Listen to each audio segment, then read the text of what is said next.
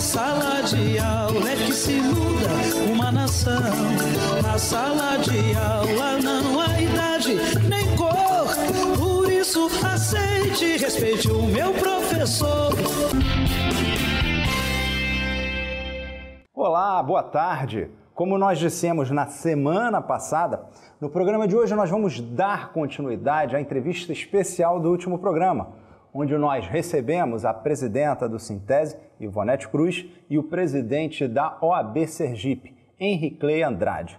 E hoje nós vamos continuar falando sobre as reformas trabalhistas e da Previdência. Bom, Henricley, eu queria que você me respondesse como é que anda essa relação da classe empresarial com o trabalhador. A gente sabe que tem muitas demandas trabalhistas. É exagero dos trabalhadores ou o empresário que anda deixando um pouco a desejar? A grande parte ainda, uma boa parte da classe empresarial brasileira é mal pagadora, é má pagadora. E eu digo isso com dados. 48% da demanda trabalhista, sabe o que é? É falta de pagamento das verbas rescisórias. Nossa. Quando se demite e não paga os direitos mais simples, mais básicos do trabalhador. Verbas rescisórias. 48% da demanda da Justiça do Trabalho é por falta de pagamento das verbas rescisórias. Ou seja, direito incontroverso, não precisa nem testemunho de nada. Basta provar. Se o empregador provar com o papel que pagou, está aqui, olha, o documento, eu paguei, a ação é julgada improcedente. Não é verdade que na Justiça do Trabalho o trabalhador vai à Justiça do Trabalho e ganha tudo. Não é verdade. Basta, por exemplo, se um trabalhador for à Justiça do Trabalho reclamar do ex-patrão de que não pagou as verbas rescisórias, e na sua defesa o patrão chegar com um documento já comprovando, está aqui os depósitos, aqui, paguei, depositei, está assinado, não tem como o trabalhador ganhar essa ação. Mas por que ganha? Porque a maioria das ações são procedentes. Porque boa parte não paga mesmo. Aí não tem. Porque ainda essa cultura expoliativa, escravocrata. De exploração, que essa é a característica. Que não quer pagar nenhum mínimo garantido na lei. Assim, e isso requer, para o futuro, quando a gente pensa o futuro, porque assim, qual é a grande preocupação? O que está por vir dentro desse contexto que está posto num cenário de Estado totalmente de exceção, porque o que a gente tem vivido, que dentro dessa questão de reformas que estão sendo aprovadas sem discussão, nós temos, através, assim, tentado acompanhar, mas entrar no Congresso Nacional só à base de ter uma autorização. Você é autorizado, o limite de pessoas para entrar, o Congresso Nacional cercado.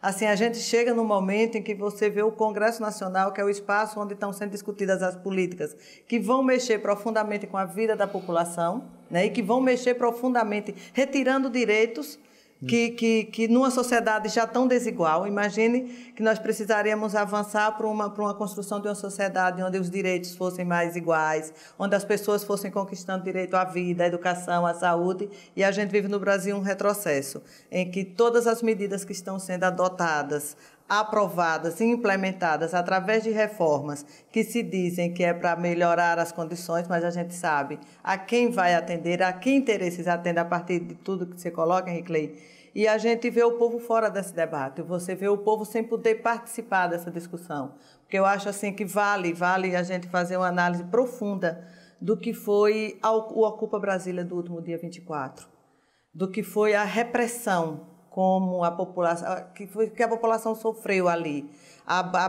como a polícia está sendo assim, para reprimir, para não permitir a participação popular num processo onde está sendo discutido retirada de direitos, é algo extremamente grave. Cenário de guerra, para dispersar, para reprimir, para não dizer, não, nós vamos aprovar, vai ser aprovado, as medidas vão ser aprovadas, porque interessa o capital, interessa a manutenção dessa sociedade escravocrata, desigual, de retirada de direitos e de aprofundamento de perda de direito. É muito grave. Assim, é um cenário muito grave. Tem alguém aí lendo a cartilha de Maquiavel e aproveitou para fazer o mal todo de uma vez só. Vamos soltar logo a bomba, fazer o mal de uma vez só. E já aproveitando, para a gente que já está próximo do fim, para tocar no outro assunto aqui. A OAB entrou com um pedido de impeachment, né, do presidente Temer. 2 pedidos de impeachment no mesmo ano. O Brasil aguenta? Eu tenho dito o seguinte, que neste momento o ideal, um ato de bom senso, de grandeza até, é que o presidente Temer renunciasse. Porque virava a página. Virava a página. Né? E hoje, o que é que nós precisamos alcançar? O Brasil precisa urgentemente restabelecer a estabilidade política para que se possa criar um ambiente favorável à retomada de um crescimento econômico, mudando, claro, essa política econômica. Mas a estabilidade política é a base. Não há como se ter estabilidade política, né, uma unidade nacional, um pacto político com Temer na presidência da República. Seja pela forma que ele chegou ao cargo, seja como ele está conduzindo, né, atropelando todo um processo para aprovar essas reformas que representam o maior retrocesso social da história política do Brasil. Eu já não estou nem falando mais em reformas, estou dizendo que são deformas. Né? O que ele está propondo são deformas, né, no sistema, tanto uma deforma trabalhista, uma deforma na Previdência. Enfim, não dá. E agora, então, é gravado, essa gravação já é pública e notória em fatos estarrecedores que foram produzidos no Palácio Jaburu, né, em que ele recebe de forma oficiosa, portanto sem registro, na Casa da Presidência, instituição da República, para tratar na calada da noite de conversas criminosas, de relatos criminosos, e que ele não toma nenhuma providência oficial, não encaminha ao Ministério Público a apuração. Enfim, isto é muito grave, a ponto de tornar inviável numa república a permanência dele no cargo, porque ele quebrou o decoro, né, do cargo, e por isso incorre em crime de responsabilidade previsto no artigo 85 da Constituição Federal. Independentemente da gravação tenha sido ou não, que ainda é duvidosa, editada, independentemente disso, só o fato dele ter recebido, da forma que recebeu. E ter se comunicado da forma que se comunicou, ou não. Olha, se apenas naquele encontro o Joesley só falasse, se fosse uma conversa, um monólogo... Já seria altamente comprometedor. Já seria... pela ausência de ação. Fato suficiente para o pedido de impeachment. Como se eu chegasse para um delegado que confessasse meus crimes... E o delegado nada fizesse. Não vou fazer nada. Nada fizesse, exatamente. Estaria cometendo um crime de prevaricação.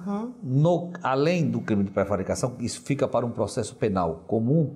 No caso do presidente da República, ele quebra o decoro e aí incorre em crime de responsabilidade, o que o torna inviável na manutenção do cargo de presidente da República, que é um cargo político de mais alta representação da nação brasileira. Exatamente. Então isso cria uma instabilidade, não dá para mantê-lo até o fim do próximo ano. Então o Brasil vai continuar sangrando.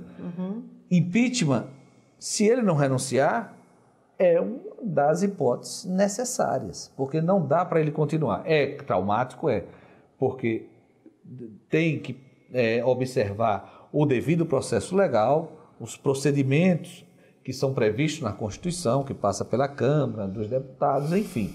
Isso leva alguns meses, pode levar até o final do ano. Isso é muito traumático para o Brasil. Mas mais traumático e é um precedente gravíssimo, é um presidente se manter no cargo, né, cometendo um crime de responsabilidade impunemente. Sem que ele seja... Sem que nada seja feito. Nem que nada seja feito. Não pode ficar assim. Aí não tem como subsistir os princípios basilares da República e da democracia. Solução, presidenta, direta já?